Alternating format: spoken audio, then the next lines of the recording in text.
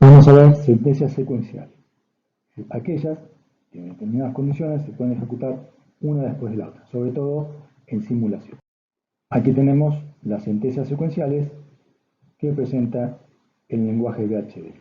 La vamos a ir viendo una a una. Las sentencias secuenciales se emplean para describir o modelar un componente importante, describir o modelar, no para sintetizar. Estas sentencias secuenciales se pueden encontrar en un proceso, que ya lo vamos a ver, o en cualquiera de los cuerpos de su programa, por ejemplo, funciones. Son las sentencias de asignación, asignado variable, sentencias condicionales, if, case, sentencias iterativas como tipo loop, exit, next, otras como tipo wait, assert, null y llamadas a subprogramas. Primero, la sentencia wait. Esta es la sintaxis.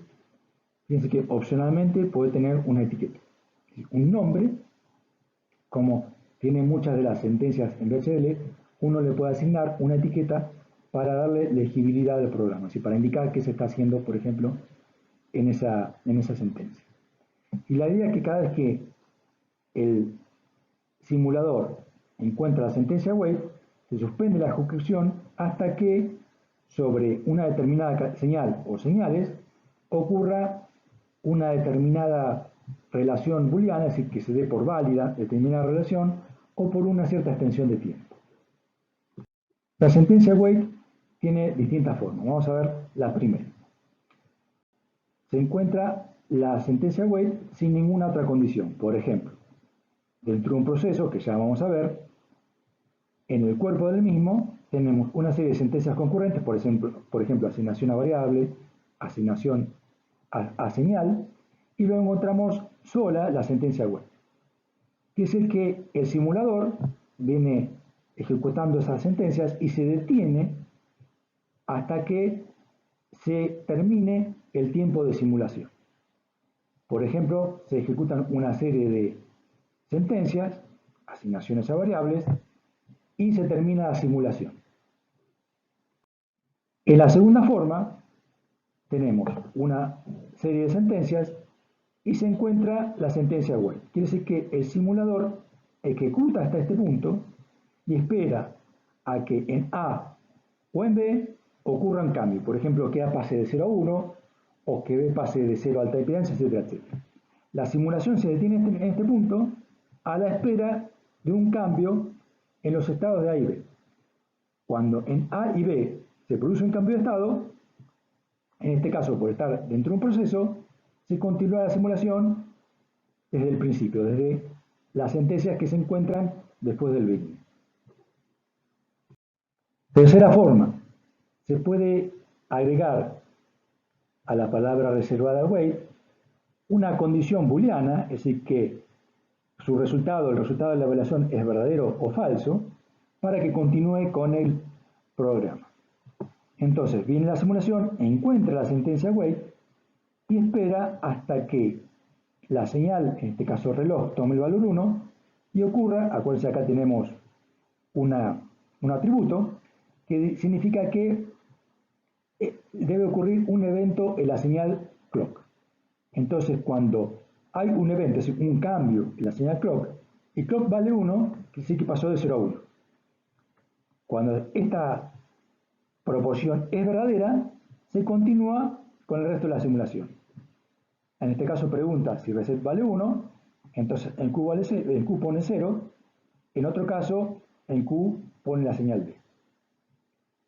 Otro ejemplo, wait until x por 10 sea menor que 100. Cuando esta proporción booleana, fíjese que acá estamos preguntando por una condición cuyo resultado puede ser verdadero o falso. Si es verdadero, se continúa con las sentencias que están por debajo de ese wait. En tanto no lo sea, la simulación se detiene en este punto.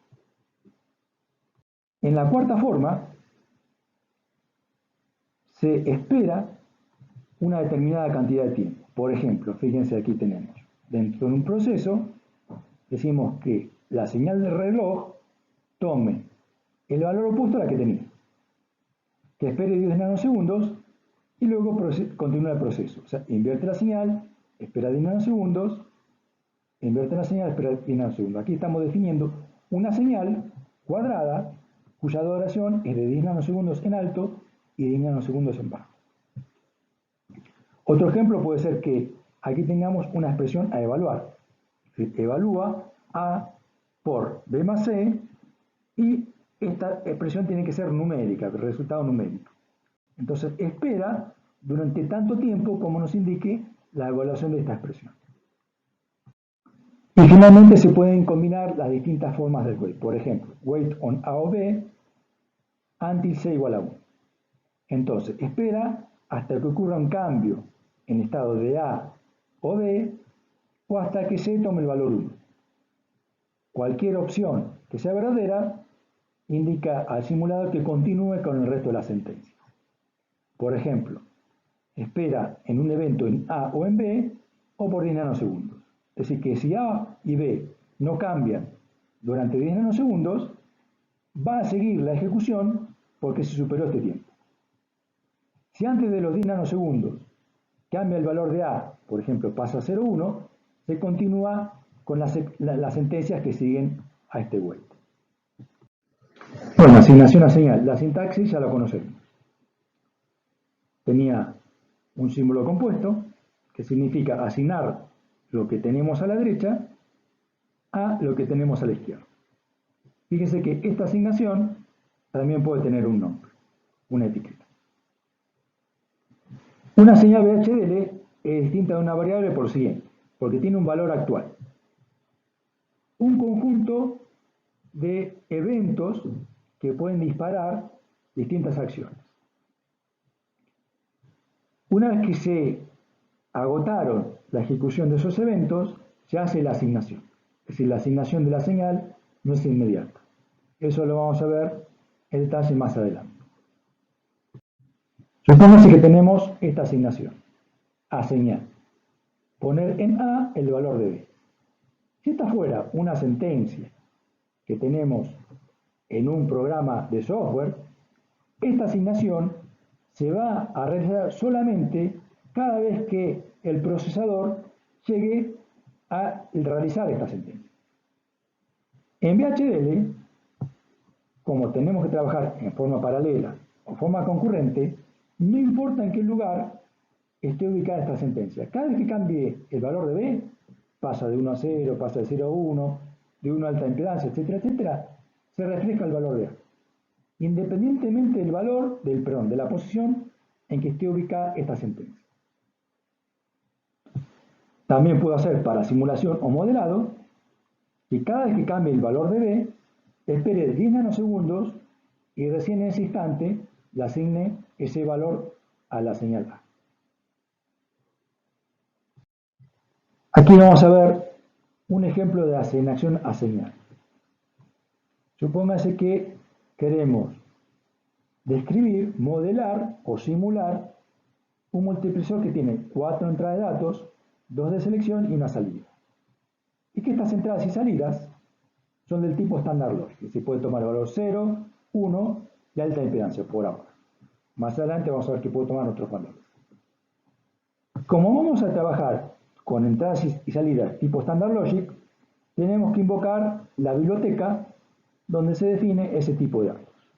Con library, que es el directorio, y con use, que me dice dentro de este directorio qué archivo buscar, y dentro de ese archivo, como ponemos all, significa que todo el archivo es visible en nuestro diseño.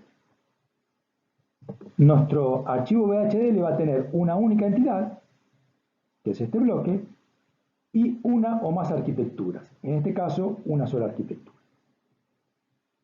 En entidad definimos los puertos I0, I1, I2, I3, A y B como del tipo de entrada y que son estándar lógico. IQ es salida y del tipo estándar lógico.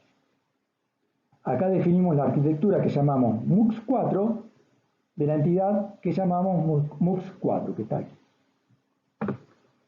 En el cuerpo de definición, en el sector de definición de arquitectura, definimos una señal que llamamos cell y que es del tipo entero.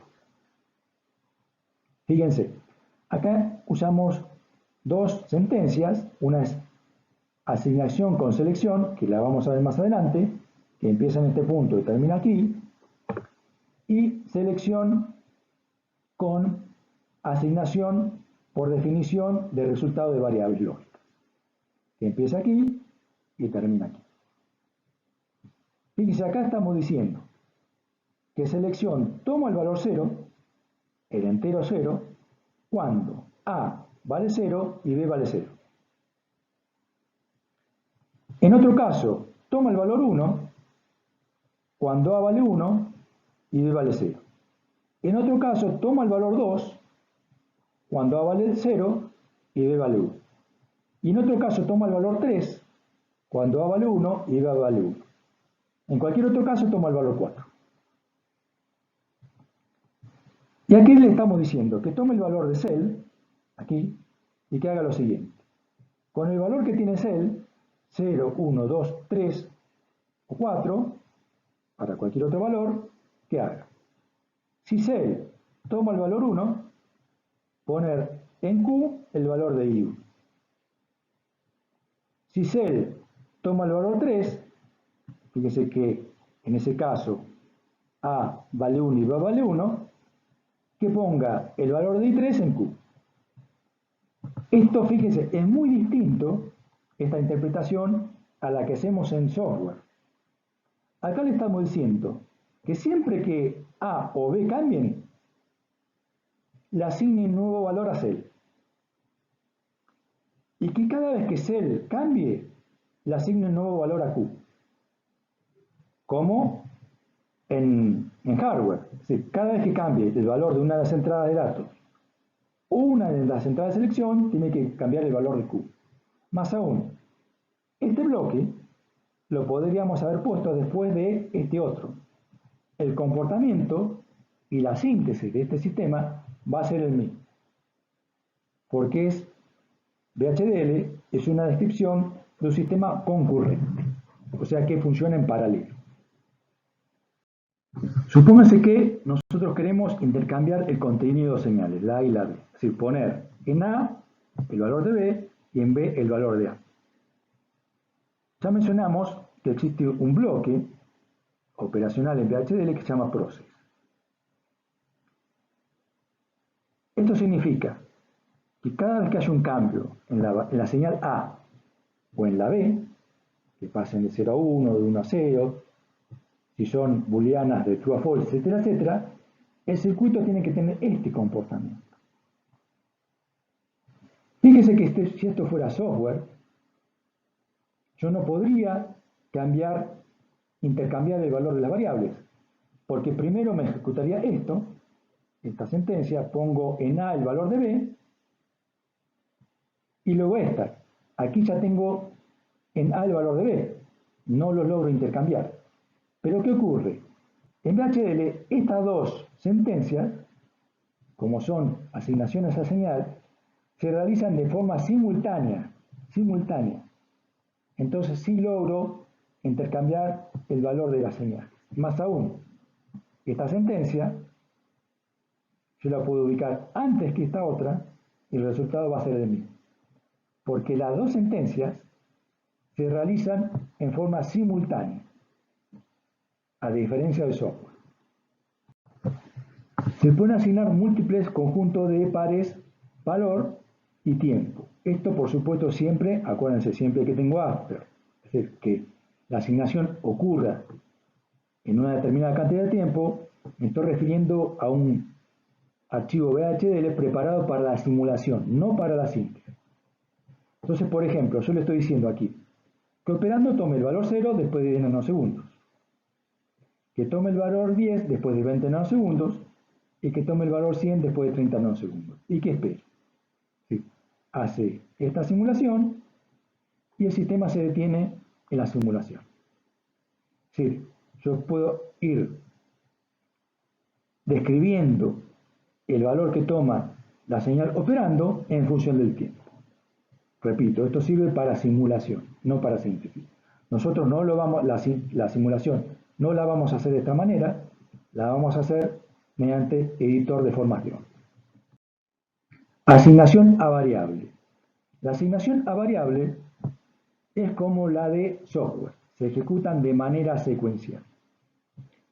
Por ejemplo, si yo tengo esta expresión, poner en A el valor de B y en B el valor de A, no se consigue que se intercambien los valores porque esto sí lo ejecuta de manera secuencial, como en software. O sea, primero asigna a A el valor de B y luego a B el valor de A. Entonces no consigo intercambiar los valores de las señales. En este caso, si yo pongo esta asignación antes que esta, el resultado es distinto. No se realizan las asignaciones a variables de manera concurrente, sino de manera secuencial, exactamente como es el software. Si yo quisiera intercambiar los valores de B y A, lo que tendría que hacer es definir una variable auxiliar, por ejemplo TMP, y decir que en TMP pongo el valor de A, con lo cual lo estoy reservando. En A pongo el valor de B, y en B pongo el valor que tengo en TMP. Ahí sí consigo intercambiar los valores de A y de B. Entonces, cuando yo tengo asignaciones a variables, el sistema las realiza de manera secuencial. Es importante el orden. Ejemplo, vamos a suponer que yo quiero modelar un multiplexor. El mismo multiplexor del caso anterior. Si tenemos 4 entradas de datos, 2 de selección, una salida. Vamos a ver dos casos. El caso incorrecto, cuando uso asignaciones a señales, o cuando uso asignaciones a variables. En este caso, fíjese, como son asignaciones a señales, aquí tengo una asignación, aquí tengo otra, aquí tengo otra, aquí tengo otra, realiza todas estas operaciones en paralelo, en simultáneo. Es decir, no importa el orden. Por ejemplo, esta sentencia que se llama case, que significa que si muxval vale 0, haga esta asignación, si muxval vale 3, haga esta asignación, yo este case lo puedo poner aquí arriba, no va a importar el orden, ejecuta todo en simultáneo, es decir, que cuando yo encuentre este if, no me va a tomar aquí en valor de muxval 0, sino que se me toma el valor anterior que yo tenía. En cambio aquí, como yo hago asignaciones a variables, importa el orden. Y aquí sí, cuando estoy haciendo esta asignación, por ejemplo, que A vale 1, para este valor de muxval necesariamente me va a tomar el valor anterior, 0. Por ejemplo, supóngase que A vale 1 y B vale 1. Entonces viene, muxval pone 0, A vale 1, el muxval pone 0 más 1, 1.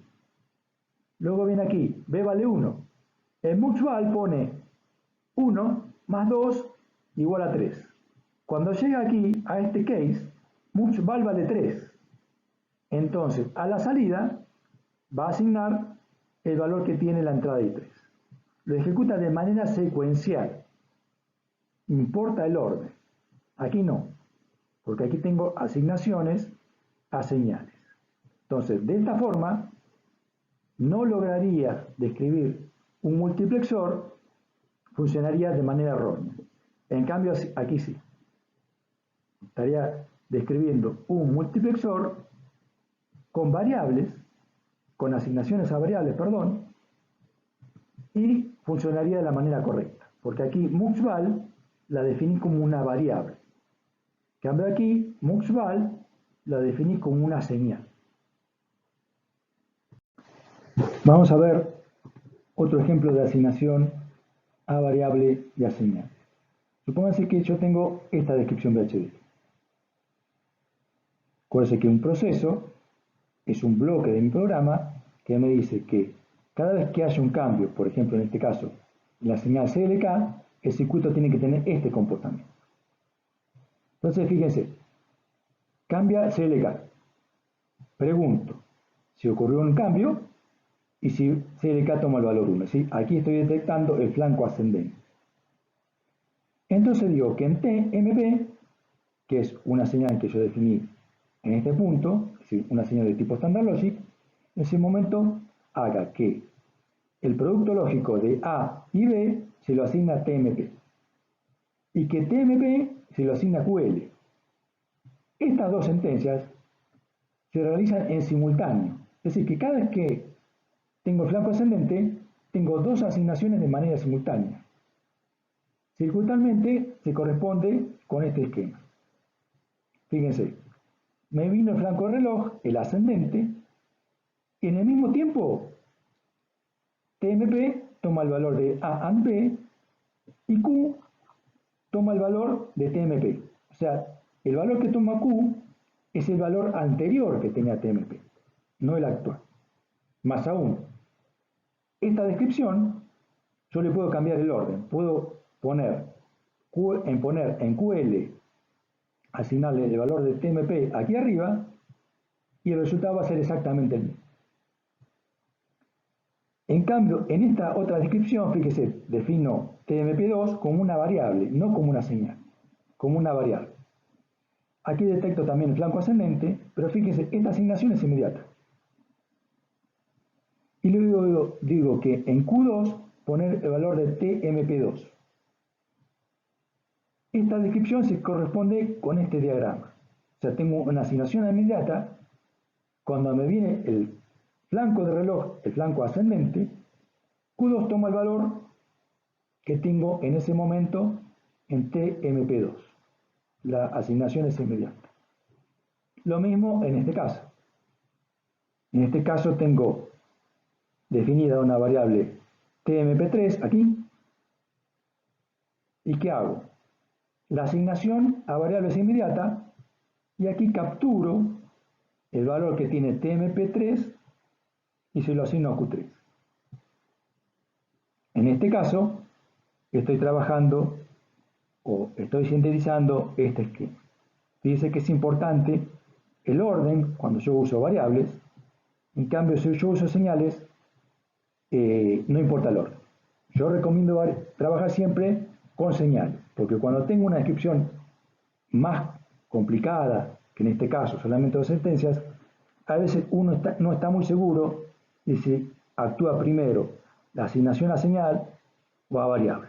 Entonces yo recomiendo trabajar como si fuera hardware, en general con señales, y restringir el uso de las variables a las funciones, que ya las vamos a ver.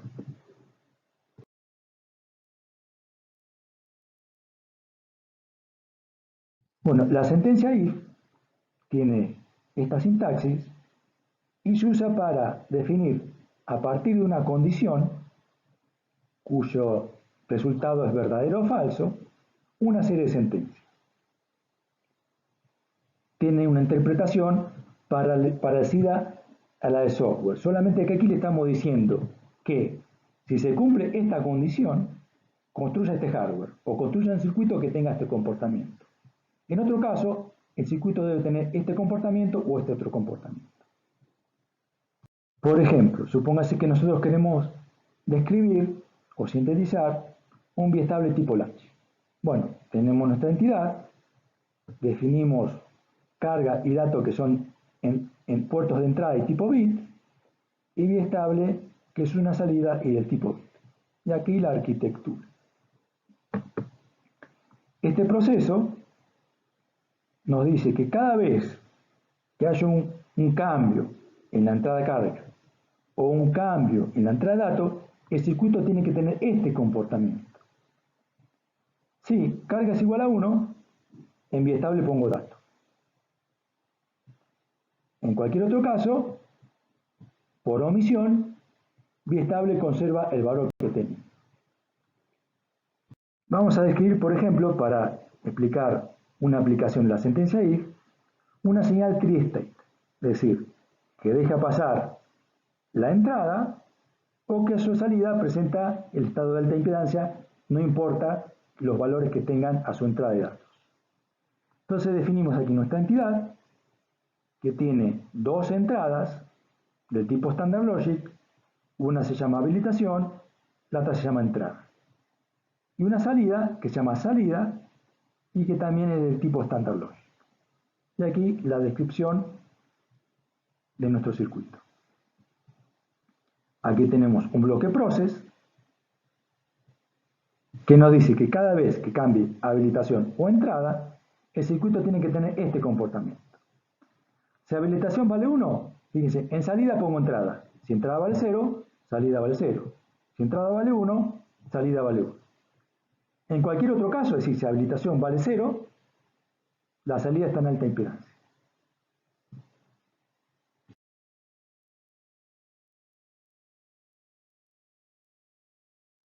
Supóngase que tenemos que describir una casa que va a tener una alarma que se va a disparar cuando esté ingresando al domicilio un ladrón.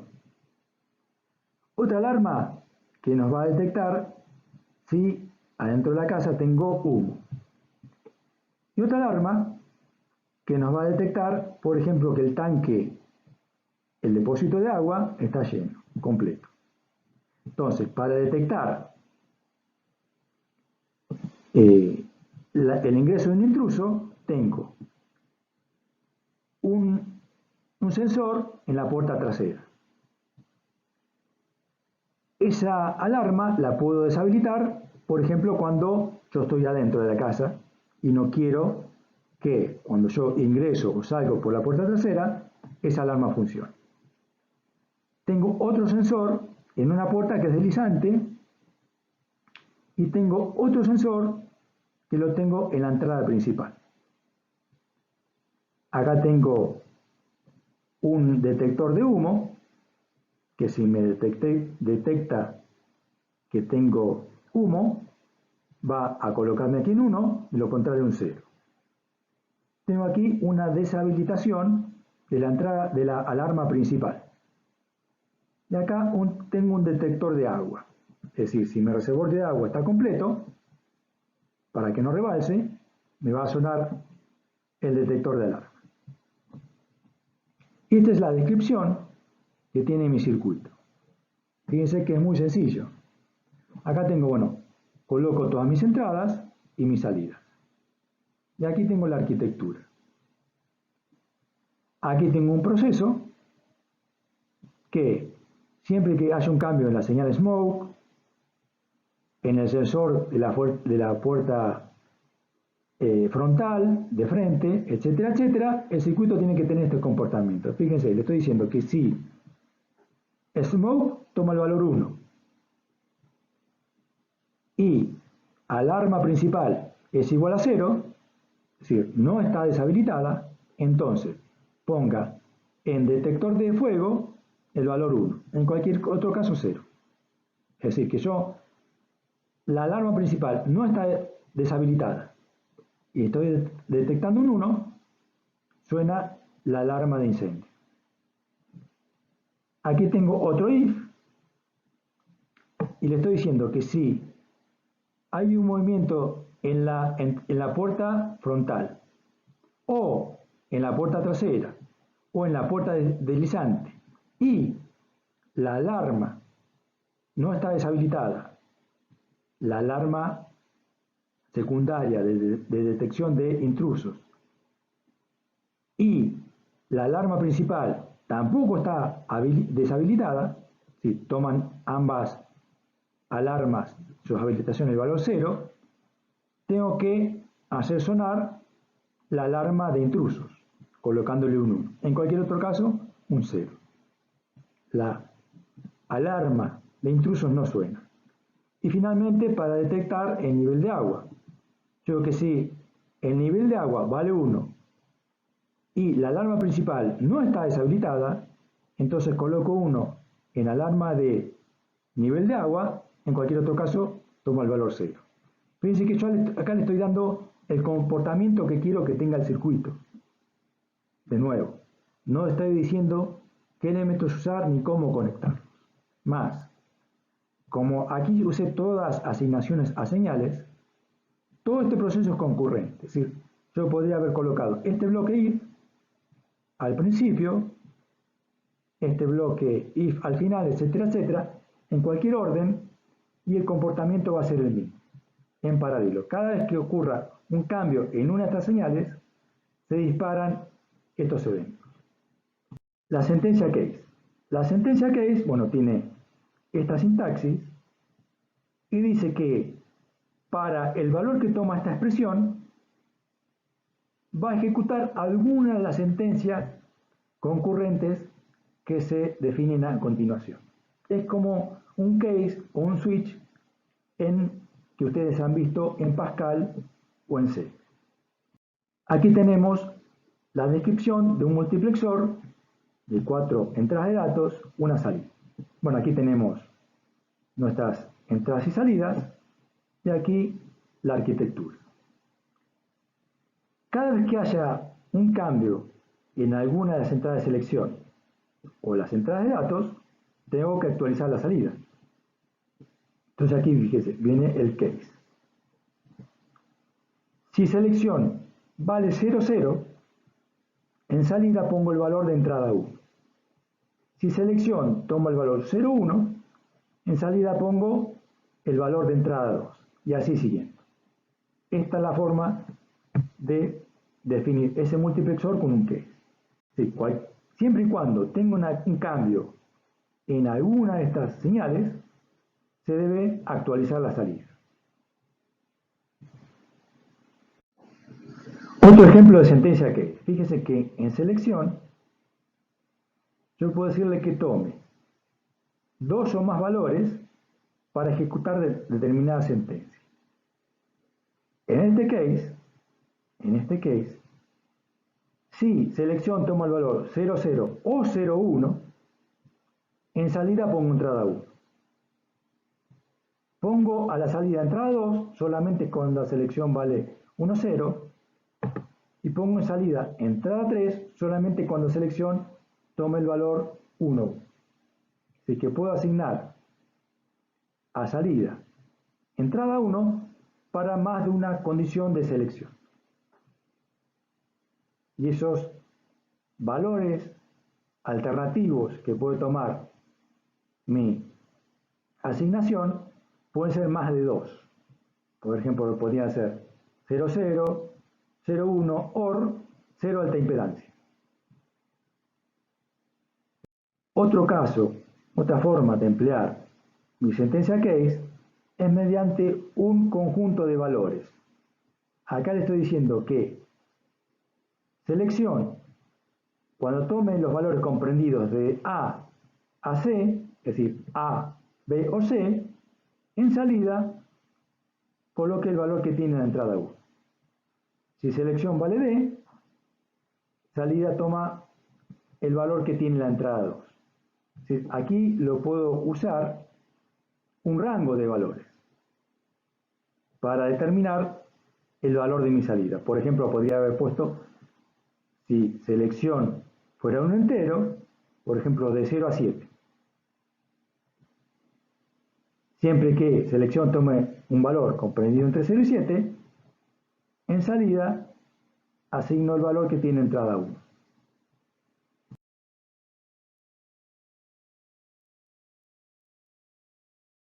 La sentencia loop me sirve para ejecutar de manera repetida una serie de sentencias.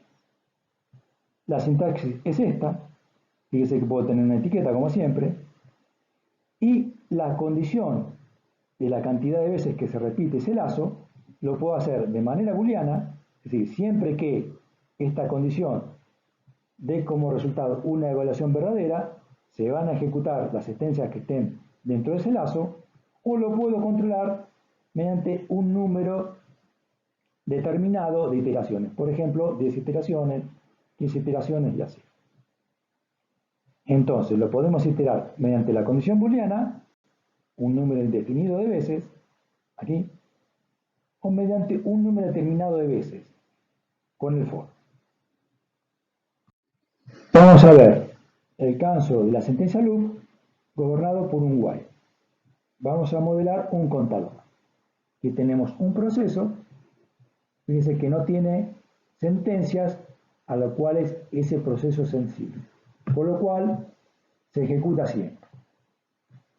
Aquí decimos que ponga 0 en contador, aquí se detiene hasta que el reloj toma el valor 1. Mientras reloj tiene el valor 0, la simulación no prosigue. Cuando toma el valor 1, encuentra y. Supóngase que el contador tiene el valor 13. 13 es menor que 15, sí, es verdadero. Entonces el contador pone 13 más 1, 14. Aquí espera nuevamente hasta que el reloj toma el valor 1. Cuando toma el valor 1 reloj, vuelve aquí. Contador es menor que 15, sí, vale 14. 14 más 1, 15, lo pone en contador, espera hasta que el reloj toma el valor 1. Aquí, contador vale 15, 15 es menor que 15, no, es falso. Sale de este lazo y termina el proceso. Otro ejemplo lo tenemos aquí. Mientras día sea igual a día semana, realiza este lazo. En día pone el próximo valor de día, que es el valor que yo tengo en una regla. Entonces viene en próximo día su índice día y hace la asignación. Mientras esto sea verdadero, este lazo se repite. Cuando esta sentencia, esta condición es evaluada como falsa, se sale del lazo. Vamos a ver un caso de loop, pero controlado con la sentencia for. Aquí tenemos el ejemplo y decimos que para i de 1 hasta 10 ejecute esto. Es decir, que esta asignación la va a ejecutar 10 veces. Comienza con i en 1, entonces en i al cuadrado sub 1 pone 1 por 1, en i al cuadrado sub 2 pone 2 por 2, hasta que en i al cuadrado sub 10 pone 10 por 10. Se lo ejecuta 10 veces. Esta variable, que es la de control, i, no hace falta predefinirla. Por definición es un número entero. Tampoco yo aquí adentro del lazo puedo cambiar el valor de la variable de control i. Si yo no podría poner aquí adentro i igual 2, por ejemplo. No lo puedo variar. Puedo anidar lazos en mi sistema. Podría poner aquí otro lazo, otro loop, con otra variable de control. También existen las llamadas a subprograma, por ejemplo, una función. Supónganse que yo necesito realizar la misma tarea muchas veces. En lugar de repetirla en mi descripción la cantidad de veces que necesito, defino una función que realiza esa tarea. Y lo que hago simplemente luego es invocar esa función. Puede ser, en general se lo llama subprograma, puede ser una función o un procedimiento. Ya vamos a ver algunos ejemplos de estos casos.